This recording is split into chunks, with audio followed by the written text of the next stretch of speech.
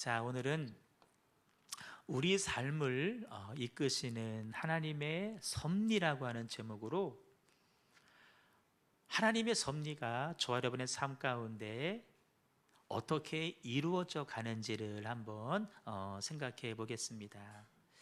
나는 하나님의 섭리 내게는 없는데요. 여러분, 그런 사람 한 사람도 없어요. 각자를 향한 하나님의 뜻하심, 계획하심, 하나님의 시간표, 하나님의 계획표 안에 우리들의 인생이 다 들어가 있을진데, 그 하나님의 섭리가 어떻게 이루어져 가는지 그 과정들을 한번 살펴보시면서 나도 그 섭리 안에 있구나, 이런 자세로 삶을 살아야겠구나 하는 다짐하는 시간 되기를 소망합니다. 아브라함이 가나안 땅에 들어왔을 때에 그는 정착한 사람이 아닙니다. 오늘 본문 끝에 가서 비로소 그 땅에 정착했다는 말이 나와요.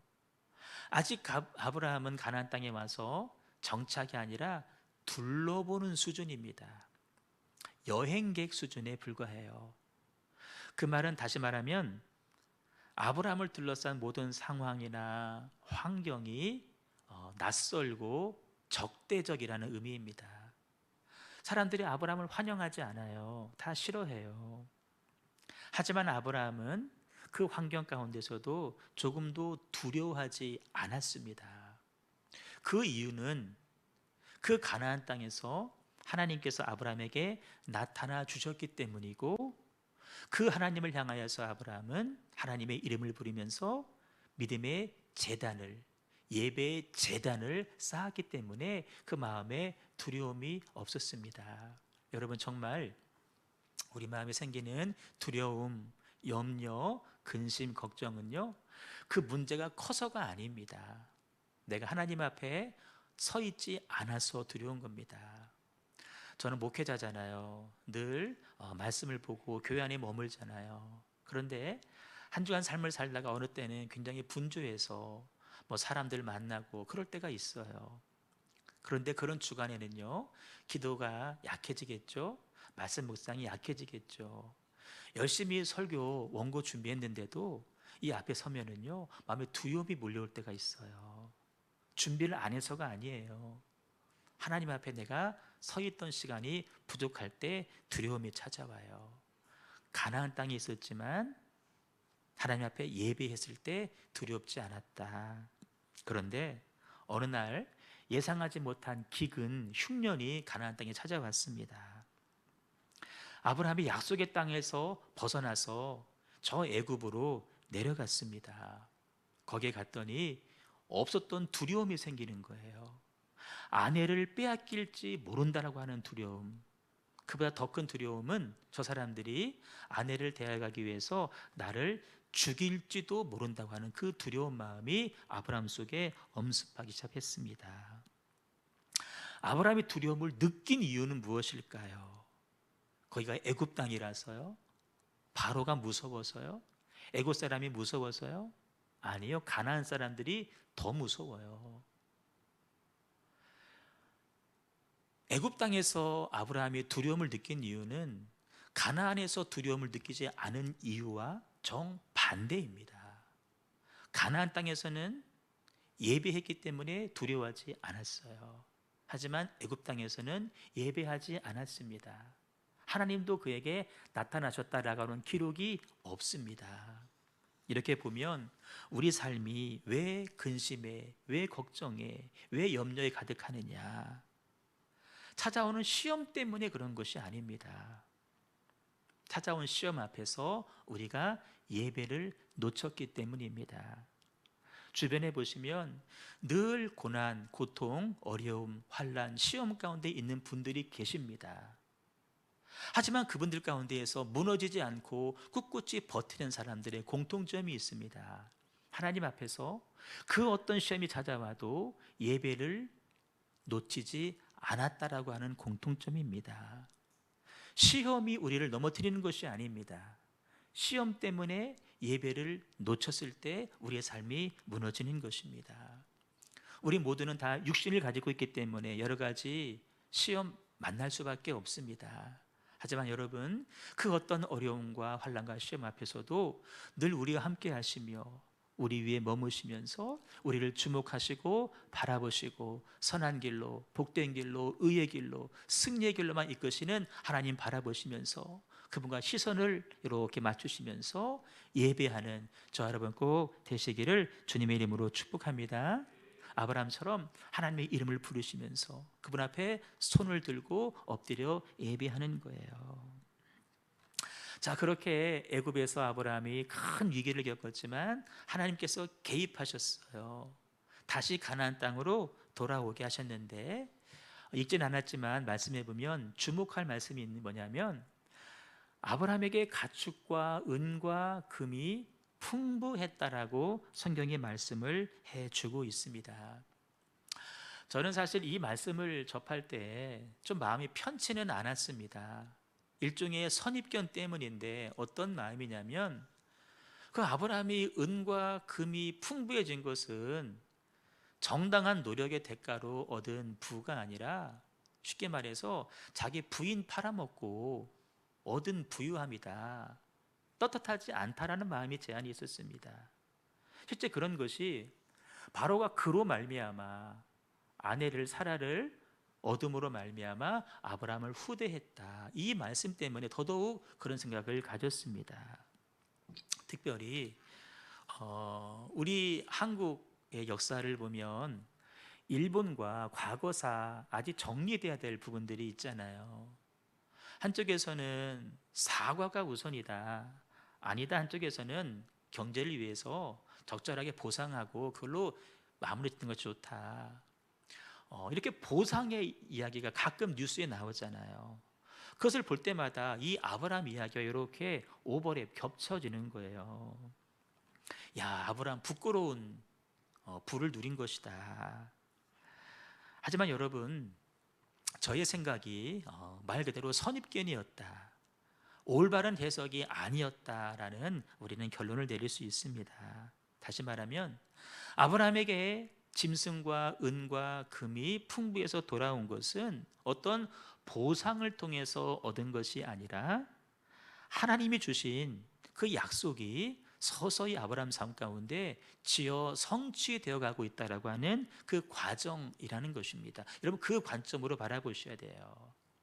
어떤 약속이냐면 내가 너로 큰 민족을 이루겠고 너에게 복을 주어서 내 이름을 창대하게 할 거다라고 하는 이 하나님의 약속의 말씀이 비록 아브라함이 애굽에서 실패 가운데 믿음에서 이탈했지만 그러나 여전히 하나님은 신실하게 이 약속의 말씀을 이어가시고 있다라는 관점입니다.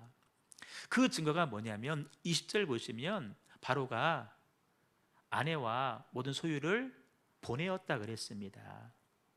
나중에 아브라함의 아내라고 하는 사실이 밝혀졌을 때에 하나님이 개입하셨잖아요. 그러면 바로 왕 입장에서는 잔뜩 화가 났을 거예요.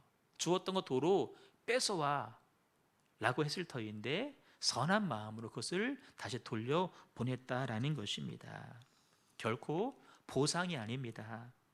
믿음의 탈선은 있었지만 그럼에도 불구하고 그를 창대케 하시겠다는 하나님의 약속의 말씀이 신실하게 이루어져 가고 있다라는 것입니다. 여러분, 우리들의 삶 가운데도 이렇게 하나님의 선하신 계획과 섭리가 이루어져 가고 있는 줄로 믿습니다. 언약 성취의 과정이다, 이 과정을 보시는 거예요. 자, 그렇게 가나안 땅에 돌아온 아브라함이 가장 먼저 한 일이 뭔지 아십니까? 다시금 잃어버렸던 예배를 회복하는 것입니다. 오늘 말씀해 보시면 전에 라는 말이 있고 처음이라고 하는 단어가 나옵니다. 아브라함이 가나안 땅에 처음 왔을 때 처음으로 예배했던, 그 전에 예배했던 그 장소에 다시 돌아와서 아브라함이 믿음의 제사를 드리고 있다는 것입니다.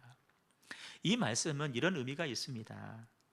아브라함이 애굽에서의 실패를 처저히 깨닫고, 내가 말씀에서 계획에서 이탈했었구나 깨닫고 내가 다시금 하나님 부르심 앞으로 나아가겠습니다 라고 하는 결단의 예배라는 거예요. 하나님, 내가 잠깐 넘어졌었네요.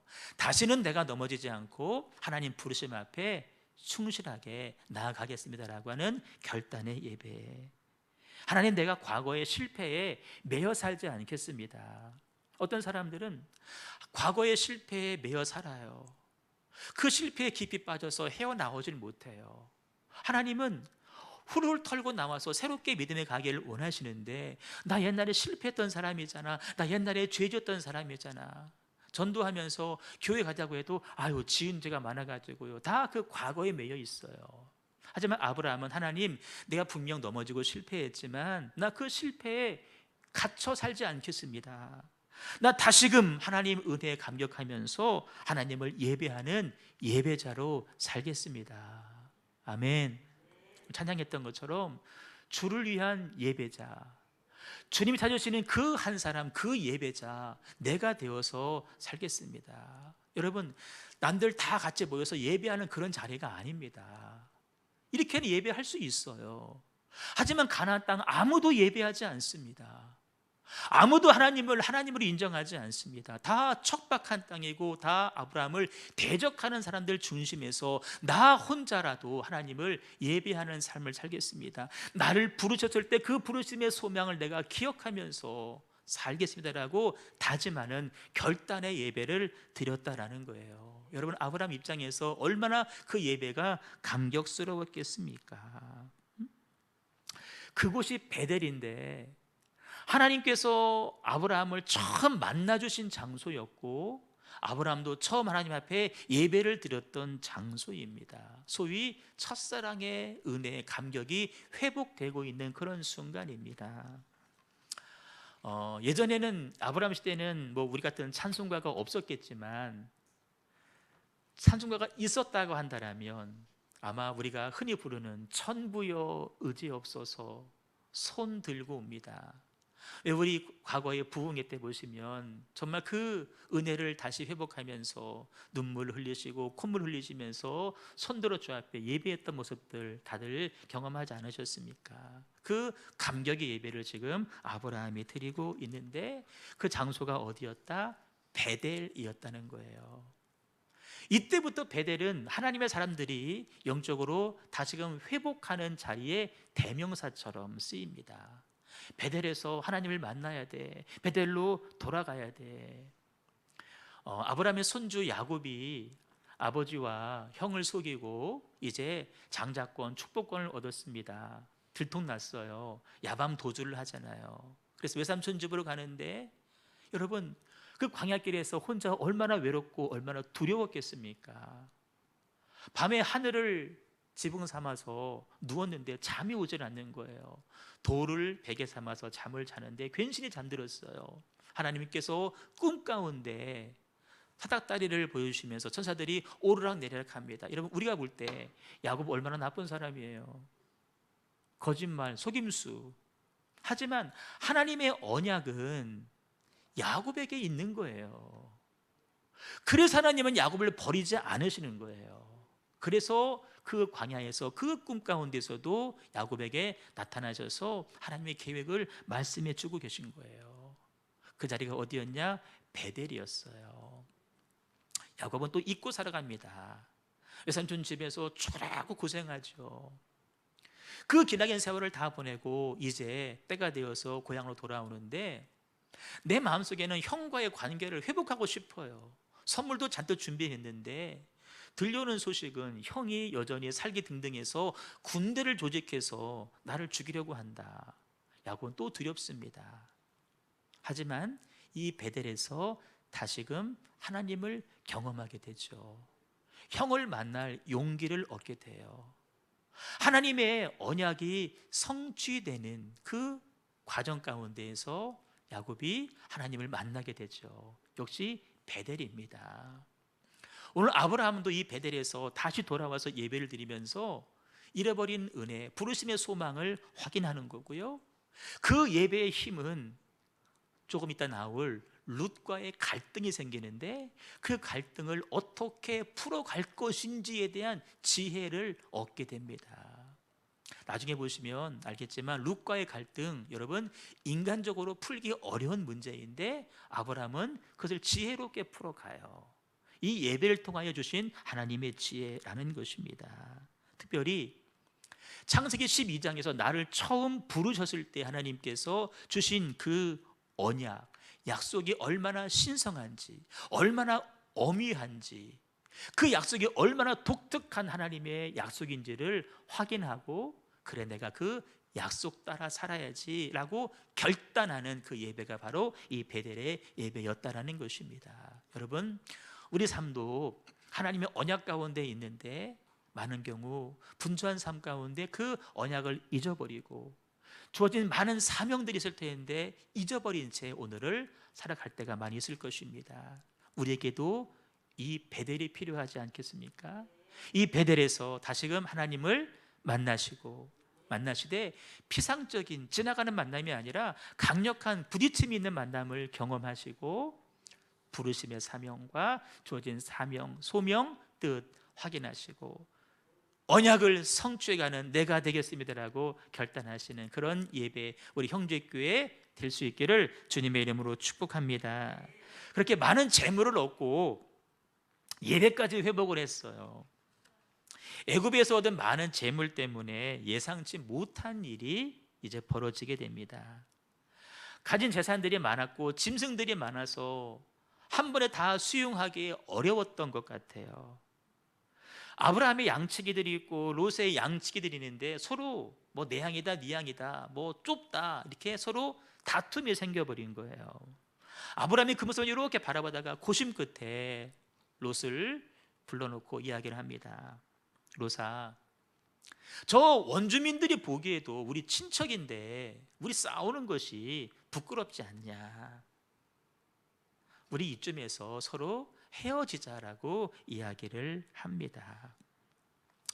그 조카와 드디어 이제 헤어지는데 여러분, 우발적인 사건으로 일어난 헤어짐처럼 보일지 모르지만 실제는 이것 역시도 하나님의 섭리가 이루어져 가고 있는 과정이라는 거예요. 자, 지난주일 드린 말씀 가운데 아주 중요한 개념, 하나님과 아브라함 사이를 하나로 묶으셨다 그랬어요. 이렇게 줄로 이렇게 묶은 것처럼 묶었어요. 무엇으로 묶었냐면은 언약으로, 말씀으로 묶으셨어요. 그래서 아브라함이 그 말씀을 지키고 말씀 안에 있으면 아브라함과 하나님은 하나예요. 근데 천하의 아브라함이라도 그 말씀을 어기면 하나님과 동떨어진 아무 상관이 없는 삶이 되고 마는 것인데, 그때 주신 언약의 말씀이 뭐냐면 이 말씀이에요. 창세기 12장 1절부터 3절 말씀인데, 색깔 너는 내게 내 이름을 너로, 하나님 이 언약의 말씀을 누구에게 주셨냐라고 할 때 아브라함에게 주신 거예요. 사라를 포함한 아브라함 부부에게 주신 말씀이에요. 섭섭할지 모르지만 롯에게 준 말씀은 아니라는 거예요. 가나안 땅을 유업으로 주겠다? 롯이 아니에요. 아브라함이에요. 새로운 민족을 일으키겠다? 아브라함과 사라를 통해서지 결코 롯을 통해서 이루시겠다는 말씀은 아니에요. 그래서 아브라함에게 롯은 가슴 아프지만 떠나 보내야 하는 그런 사람이었어요. 어떤 경건한 신학자들은 이렇게 해석을 합니다. 그 아브라함이 가나안 땅을 떠나서 애굽에 내려간 이유가 뭐냐라고 할 때, 아브라함은 그러고 싶지 않았는데 조카 롯이 자꾸 저리로 갑시다, 애굽으로 갑시다, 그렇게 쫄라가지고 갔다라는 거예요. 그래서 그런 롯과의 헤어짐은 결국에는 뭐냐? 하나님 처음 부르실 때에 하나님 말씀의 성취고 하나님의 섭리가 이루어져 가는, 인간적으로 보면 섭섭한 헤어짐일지 모르지만 그것은 하나님의 뜻이 이루어지는 과정이라는 거예요. 떨쳐버릴 것은 떨쳐버려야 되기 때문에 크게 따라요. 분리도 하나님의 섭리입니다. 그렇다고 여러분 가서 뭐 식구들하고 막 오늘부터 헤어져 그렇게 하라는 말이 아니에요. 정말 내가 예배 드리는 데서, 영적인 삶을 살아가는 데서, 내 하나님의 섭리를 이루어가는 데 있어서 걸림돌이 있다면 여러분 제거해야 된다라는 거예요. 그것 때문에, 그 사사로운 정 때문에, 인정 때문에 그를 떨쳐버리지 못해서 결과적으로는 나까지도, 하나님의 섭리를 가진 그 사람마저도 하나님의 섭리를 이루어드리지 못하는 사람이 될 수 있다는 겁니다. 여러분, 하나님의 섭리라고 하는 것은 반드시 이루어집니다. 그런데 내가 그 섭리를 받았어요. 내가 이루어가면 나는 그 섭리의 당사자, 주인공이 되지만 내가 그것을 거부한다고 할 때 하나님의 섭리까지 사라지는 것은 아니라는 것입니다. 그 섭리는 다른 누군가에게 옮겨지게 돼 있어요. 그를 통해서 하나님 그것을 이루어 가셔요. 간절히 소망하기는 나와 여러분을 통하여서, 우리 교회를 통하여서 하나님의 그 섭리와 뜻이 이루어져 갈 수 있기를 주님의 이름으로 축복합니다. 룻과의 헤어짐 가운데 또 놓치지 말아야 될 중요한 사실이 있어요. 아브라함이 룻아, 네가 좌하면 나는 우할게, 네가 우하면 나는 좌할게. 뭐냐면 또 다 둘러보고 네 마음에 드는 땅 먼저 선택하라는 거예요. 그럼 나는 나머지 거를 내가 선택하겠다는 것이죠. 여러분, 너그러운 마음처럼 보이시나요? 성경을 영적인 관점으로 보지 않고 언약의 관점으로, 섭리의 관점으로 보지 않고 세상적인 윤리 도덕으로, 그런 관점으로 바라보는 사람은 야, 아브라함 마음 너그럽다, 우리도 너그러워야 돼, 이렇게 해서 여러분 정말 잘못한 행동입니다. 여러분, 언약의 관점에서 바라보세요. 아브라함은 엄청난 실수를 한 거예요. 만약에 룻이 가나안 땅을 선택했다고 한다면 아브라함은 스스로 하나님 주신 기업을 내버리는 꼴이 되는 거예요. 하나님의 섭리 가운데 그 땅을 주셨는데 내 인정 때문에 하나님의 섭리를 내가 걷어차는 그런 결과를 가져오게 된다는 것입니다. 앞서도 아브라함은 아내더러 누이라고 속이라 그랬어요. 아브라함, 너와 네 아내 사라를 통하여서 자손을 줄 것이다 라고 하는 후손에 대한 약속을 이미 아브라함은 위험에 빠뜨린 적이 있어요. 그런데 그것도 모자라서 이번에는 땅에 대한 약속을 위험에 빠뜨리고 있다는 것입니다. 물론 룻이 가나안 땅을 선택했다 할지라도 하나님은 또 훗날 개입하셔서 이렇게 돌리셨을 거예요. 하지만 그렇게 되면 여러분 얼마나 부끄러워요. 얼마나 시간이 소비돼요. 이제 본문에 하이라이트가 등장을 합니다. 조카 롯이 떠났어요. 그때 아브라함의 마음이 여러분 어땠을 것 같아요? 아브라함의 속으로 드디어 하나님의 섭리가 이루어져 가는구나 막 기뻐했을까요? 모르긴 해도 아브라함은 이 되어지는 과정 속에서 하나님의 섭리라는 관점으로 해석하지 못했을 거예요.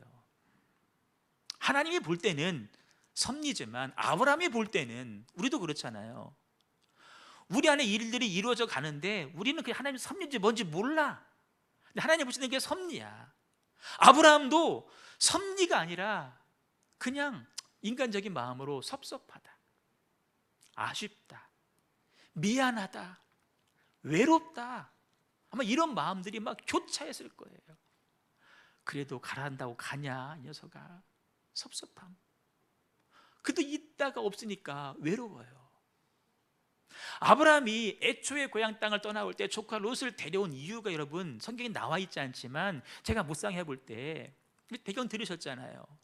아브라함의 형인지 동생인지 데라가 죽었어요. 그 데라는 롯의 아버지예요. 그러니까 내가 삼촌으로서 롯을 볼 때 안쓰러운 거예요. 저 아버지도 없고 데려온 거예요. 그렇게 사랑했던, 아꼈던 롯을 그냥 떠나보내니까 아브라함 몹시 외로웠을 거예요. 그런데 바로 그 순간에 우리 하나님께서는 아브라함에게 다시 오셔서 말씀을 해 주시고 있다는 거예요. 바로 이 말씀. 롯이 아브라함을 떠난 후에 여러분 이 말씀을 쭉 보세요. 이 말씀은 하나님께서 아브라함에게 지금 처음으로 주신 말씀이 아니에요. 이미 갈대아 우르 고향 땅을 떠나올 때 그때 주셨던 약속의 말씀. 그 말씀을 다시 확인시켜 주시고 있다는 거예요. 왜? 그것은 변치 않아야 될, 반드시 이루어져야 될 하나님의 섭리이기 때문에 그래요. 여러분, 하나님의 섭리가 한 사람에게 부어지는데 올해는 이것이 섭리고 내년에는 이게 섭리고 매번 바뀐다고 해보세요. 하나님의 섭리는 여러분, 한 사람의 인생을 통하여서 길게 볼 때 한 사람의 인생 전체 가운데에서 이루어지는 것이 하나님의 섭리입니다. 양육사님에게 주신 하나님의 섭리가 있잖아요. 그것이 작년 다르고 올해 다르고 내년 달라보세요. 우리는 못 살아요. 정신 못 차려요. 못 차려요. 우리 양육사님이 2월 1일자로요 여기 YWCA 정식 직원 됐어요. 제가 얘기했어요. 집사님, 나중에 Y 총장 될 거야. 아멘 해봐요. YWCA 총재 될 거야. 총재. 아멘이죠. 너무 크게 웃으셨다 집사님. 비웃는 거 아니었죠? 여러분, 한 사람의 일생을 통해서 하나님의 섭리가 차근차근 이루어져 가는 거예요. 그 섭리를 하나님께서는 아브라함의 그 마음이 허전할 때 오셔서 다시 확인시켜 주시고 있다는 거예요. 새로운 말씀이 아니에요. 이미 주셨던 말씀, 이때만이 아니에요. 훗날 아브라함이 이제 100세가 되어서 아들을 얻잖아요. 이삭을 얻어요. 이삭을 제물로 바치라 그랬어요. 근데 그 말씀에도 순종하잖아요. 그때 하나님께서 내내 지켜보시다가 그때 오셔서 또 주신 말씀이 뭔지 아세요? 이 말씀이에요. 여러분, 이 말씀 눈으로 한번 보세요. 이 말씀도요 이때 처음 주시는 말씀이 아니에요. 아브라함을 처음 불렀을 때 주셨던 말씀을 지금 다시 주시는 거예요. 너를 믿음의 조상으로 삼겠다.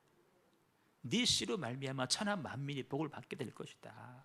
그 말씀을 표현만 조금씩 다르지만 계속 같은 말씀을 주시고 있다라는 거예요. 여러분, 우리 인생 가운데 어려울 때 있어요. 힘겨울 때 있어요. 아플 때 있어요. 그때 하나님은 계속 말씀하고 계셔요. 내가 그걸 어떻게 해야 될까요? 들어야죠. 들을 수 있어야죠. 들어야 돼요. 우리 인생을 이끄는 것은 순간순간 순발력으로, 재치로, 상황 판단으로, 임기응변으로 살아가는 것이 아니라 내게 주신 하나님의 섭리를 붙잡고 그 섭리가 우리들의 삶을 이끌어 가야 된다는 거예요. 거기에 내 삶을 내어 맡기자.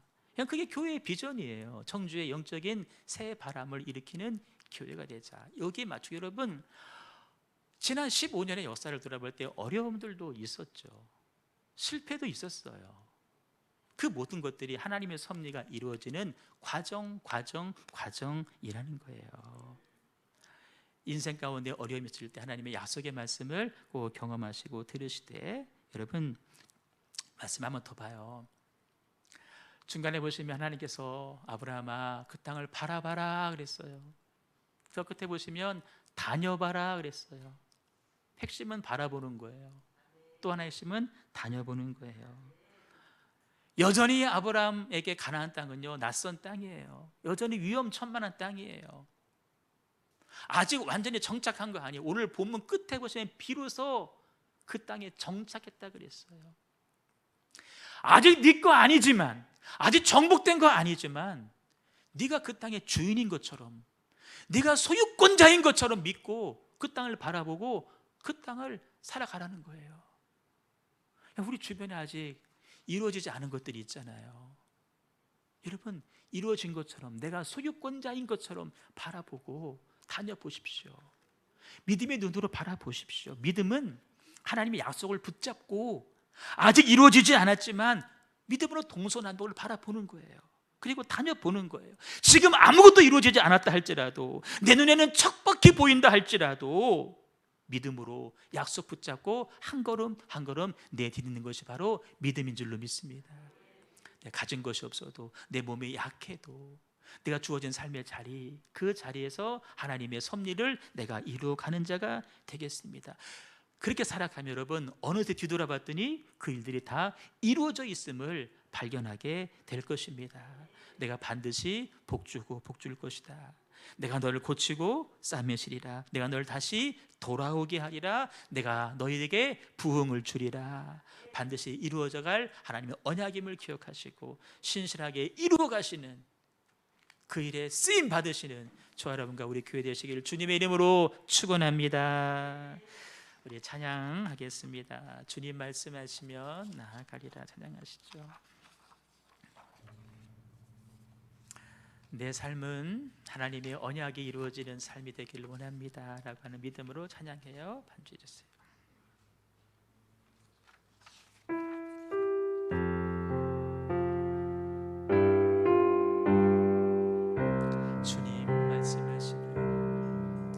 주님 말씀하시면 내가 나아가리라. 주님 뜻이 아니면 내가 멈춰서리라. 나의 가고 서는 것 주님 뜻에 있으니 오 주님 나를 이끄소서. 다시 한번 주님 말씀하시면 주님 말씀하시면 내가 나아가리라. 주님 뜻이 아니면 내가 멈춰서리라. 나의 가고 서는 것 주님 뜻에 있으니 오 주님 나를 붙드소서. 뜻하신 그곳에 나 있기 원합니다. 이끄시는 대로 순종하며 살리니 연약한 내 영혼 통하여 일하소서. 주님 나라와 그 뜻을 위하여 뜻하신 그곳에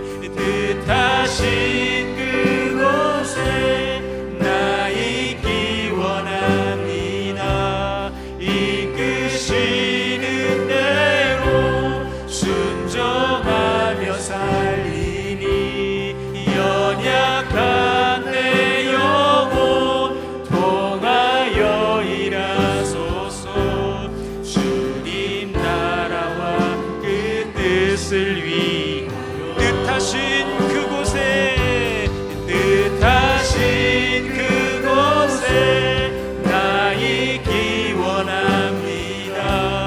이끄시는 대로 순종하며 살리니 연약한 내 영혼 통하여 일하소서. 주님 나라와 그 뜻을 위하여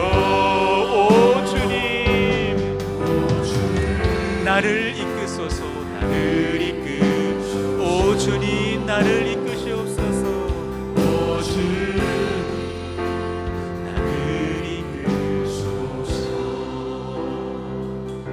우리 시간 같이 기도했으면 좋겠습니다. 여러분 하나님의 섭리가 이끌어가는 삶이 되기를 소망합니다.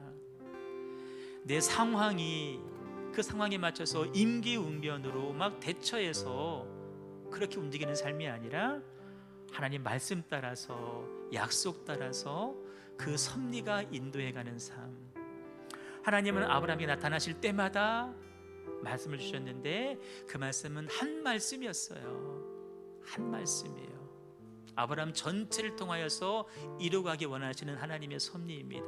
하나님 내게도 하나님의 섭리가 분명히 있을진데 발견하게 하시고 발견한 사람이 있거든 그 자리에서 연약한 우리들의 몸을 가지고서라도 그 섭리를 이루어갈 수 있는 내가 될 수 있도록 인도하여 주옵소서. 나를 통하여서 우리의 가정을 통하여서 우리들의 자녀들을 통하여서도 특별히 우리 교회를 통하여서 하나님의 섭리가 이루어지게 하여 주시고 그것을 바라보면서 기뻐할 수 있도록 인도하여 주옵소서. 우리 말씀 붙잡고 합심하여서 음성으로 한번 기도하도록 하겠습니다.